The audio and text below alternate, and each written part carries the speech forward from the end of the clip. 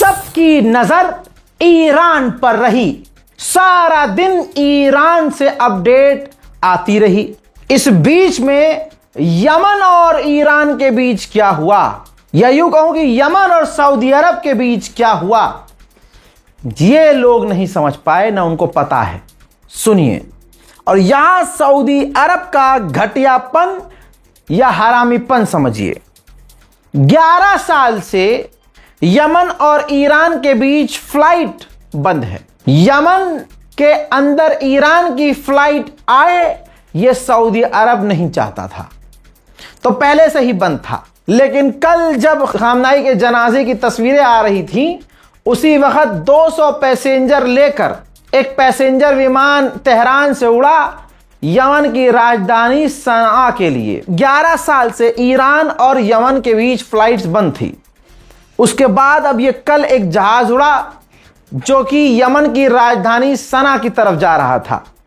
Saudi अरब को यह पता चला, सऊदी अरब ने फाइटर जेट उड़ा दिए और ईरान के पैसेंजर विमान के करीब जाने लगा। और भाई इसके बाद जब यह हुथीस को पता चला, तो हुथीस के कमांडर ने, फौज ने उस सऊदी अरब के फाइटर जेट के ऊपर मिसाइल फायर करने शुरू कर दिए। जी हां, ये इतनी बड़ी घटना हुई है जो पता ही नहीं है आपको, तो जान लीजिए। जब सऊदी अरब के फाइटर जेट के ऊपर यमन के लड़ाकों ने मिसाइल फायर किए, तब जाकर वो सऊदी अरब के फाइटर जेट वहां से फरार हुए। और 11 साल बाद ईरान से उड़ान भरकर एक जहाज 200 पैसेंजर्स को लेकर यमन की राजधानी में कामयाबी से सुरक्षित उतर गया।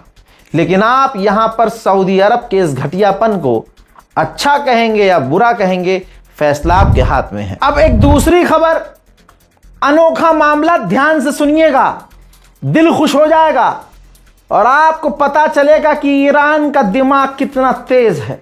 सऊदी अरब की डेलीगेशन जब ईरान पहुंची, तो सबसे बड़ा झटका भारत के अंदर उन लोगों को लगा जो शिया सुन्नी करते हैं, जो शियों को खटमल बोलते हैं, आपस में तफरका पैदा करते हैं, लोग अलग अलग इल्जाम लगाते हैं।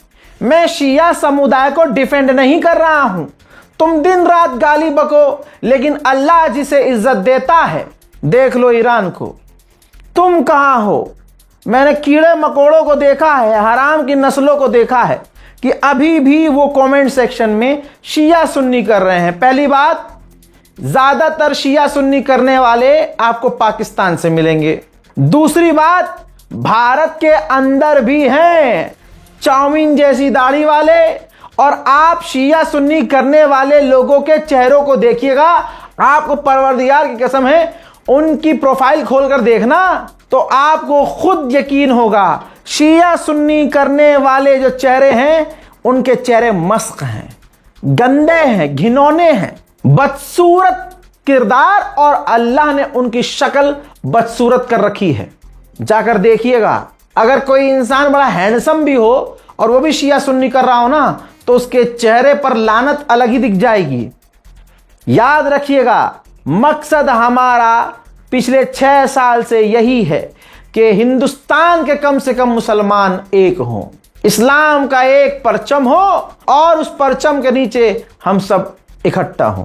मोहतरम हजरात, सऊदी अरब जब पहुंचा है तो उन सुअरों के मुंह पर तमाचा लगा जो शिया सुन्नी करते थे, जो सवाल कर रहे थे, अरे ये तो ईरान अपने लिए लड़ रहा है, अरे जिसका तुम पेशाब पीने को तैयार हो, जिसका तुम जो है पकड़ पकड़ कर हाथ चूसने को तैयार हो, वो तुम्हारा बाप खुद सऊदी अरब पहुंचा है।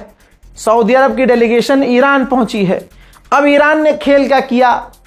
आप ईरान का दिमाग देखिए, जितनी भी फॉरेन डेलीगेशन गई थी, समझिए, इधर देखिए, जितनी भी फॉरेन डेलीगेशन गई थी ईरान, तो जो जो डेलीगेशन एक एक करके जा रही थी, हर डेलीगेशन के जाने पर कुरान की एक एक आयत, हर बार अलग आयत ईरान के द्वारा पढ़ी जा रही थी। यानी अगर भारत की डेलीगेशन गई तो उस वक्त कोई एक आयत उनके लिए, उनके इस्तकबाल में पढ़ी गई, ठीक, जब वो पहुंचे। ऐसे ही जब दूसरे देश के डेलीगेशन पहुंचे तो दूसरी आयत पढ़ी गई। यह सिलसिला चलता रहा। जब सऊदी अरब की डेलीगेशन ईरान के सुप्रीम लीडर शहीद आयतुल्लाह सैयद अली खामनाई के जनाजे के सामने पहुंची तो ईरान ने, ये वो वीडियो है, ईरान ने सूरह आले इमरान की वर्ष 13 को पढ़ा, जिसके अंदर लिखा है, अल्लाह ताला इरशाद फरमाता है, तुम्हारे लिए उन दो सेनाओं में एक बड़ी निशानी थी, यानी जो बद्र की लड़ाई का जिक्र हो रहा है इस आयत में। कहा गया कि आपस में भिड़ गई एक सेना, एक फौज अल्लाह की राह में लड़ रही थी और दूसरी जो फौज थी वो अल्लाह का इनकार करने वाली थी, काफिरों की थी।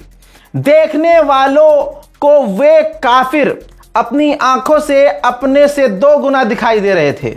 यानी दुनिया ने देखा कि बड़ी सेना दूसरी तरफ है और अल्लाह वाली फौज दूसरी तरफ है और वो कम है, लेकिन अल्लाह अपनी मदद से जिसे चाहता है जीत दिलाता है। बेशक इस बात में उन लोगों के लिए बड़ा सबक है जो समझ और सूझबूझ रखते हैं। अल्लाह की कसम, इन सऊदी अरब की डेलीगेशन के चेहरे को देखने का यह मौका था। यह तो सीधा आयत ही फिट हो गई इन अरबों पर, सऊदी अरब की डेलीगेशन पर, और ऐसी फिट हुई कि क्या ही बताऊं कि ये आग अब कहां महसूस होगी, क्योंकि दुनिया ने देखा आयत, कुरान की आयत सच हमने अपनी आंखों से देखी कि दुनिया की सबसे बड़ी फौज एक तरफ और ईरान अकेला एक तरफ। दुनिया कह रही थी कि ये कैसे जीतेंगे, ये तो दुनिया के सबसे पावरफुल देश हैं, और अरब काफिरों का साथ दे रहे थे और आज भी काफिरों का साथ दे रहे हैं। दुनिया कह रही थी ईरान कैसे जीतेगा, ईरान तो छोटा सा देश है, लेकिन अल्लाह की मदद ईरान के साथ थी। मैं बार बार आपसे कह रहा था कि ईरान का कमाल नहीं है, ये तो परवरदिगार आलम का कमाल है। ये तो अल्लाह ताला की मर्जी है कि अल्लाह ईरान को ताकत दे रहा है। कमाल हो गया भाई।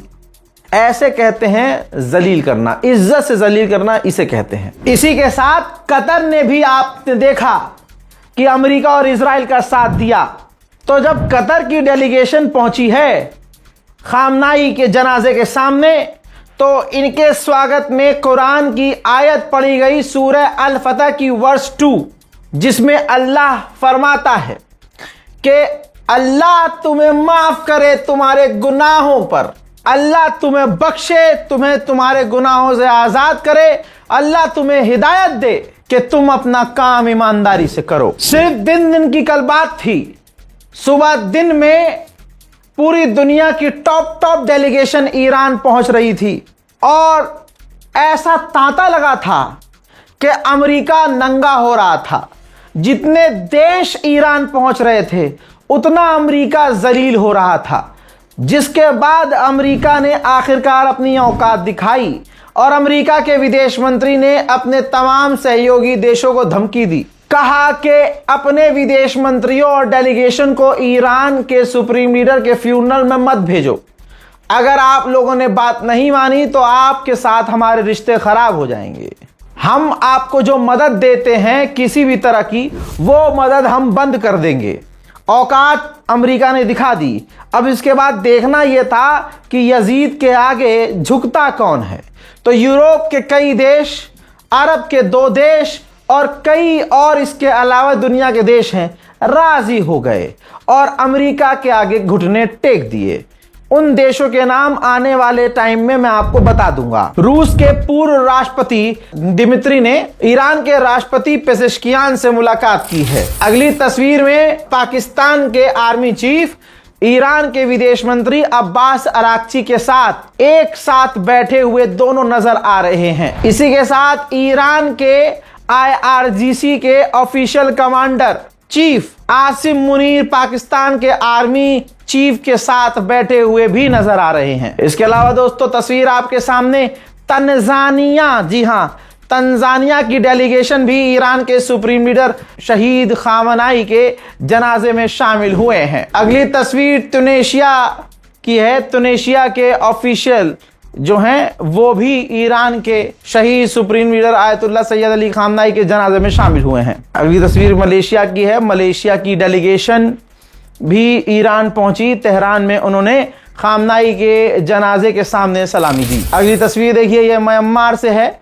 म्यांमार के ऑफिशियल डेलीगेशन जो है ईरान के सुप्रीम लीडर के सामने, जी हां, हाजिरी लगा चुकी है। अगली तस्वीर देखिए, चाइना, जी हां, ईरान के दोस्त चाइना की एक अच्छी खासी बड़ी डेलीगेशन, ऑफिशियल जो टीम है, ईरान के supreme leader ayatollah Syed Ali खामनाई के जनाजे में शामिल हुई है। OIC नाम तो सुना होगा।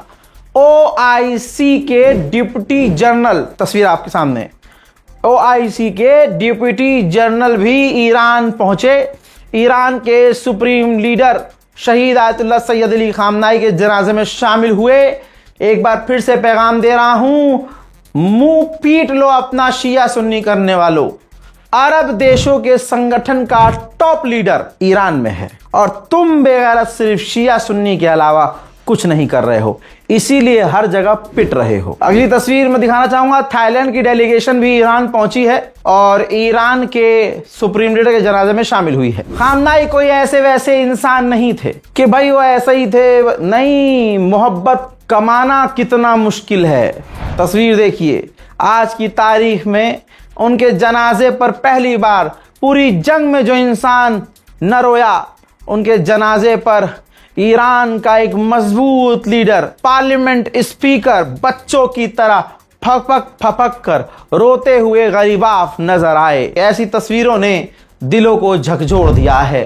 शहीद खामनाई साहब के दामाद का जनाजा सड़कों पे नजर आ रहा है, जनाजा निकल चुका है। भाई साहब स्टेटमेंट भी दिया है रूस के पूर्व राष्ट्रपति दिमित्री ने। स्पुतनिक के अलावा कई जगह ये उनका अपडेट आ गया है, बयान आ गया है, जिसमें वो कह रहे हैं कि खामनाई की शहादत ने पूरे देश को यूनाइट कर दिया है। अमेरिका और इजराइल प्रेशर डाल रहे हैं, हर तरह से ईरान को दबाने की कोशिश कर रहे हैं, लेकिन ईरान घुटने नहीं टेकेगा। ईरान के विदेश मंत्री अब्बास अरागची ने अपने ताज़ा बयान में यह भी कहा कि शहीद खामनाई चाहते थे कि ईरान के लोगों की इज्जत हो और ईरान के लोग प्राउड फील करें। مهمترین ویژگی که رهبر انقلاب داشتن و مورد اعتراف دوست و دشمنم هست، اون عزت طلبی بود. اون که ایشون همواره ایران و ایرانی رو عزیز می‌خواستن، سربلند می‌خواستن، با ابهت و با صلابت می‌خواستن.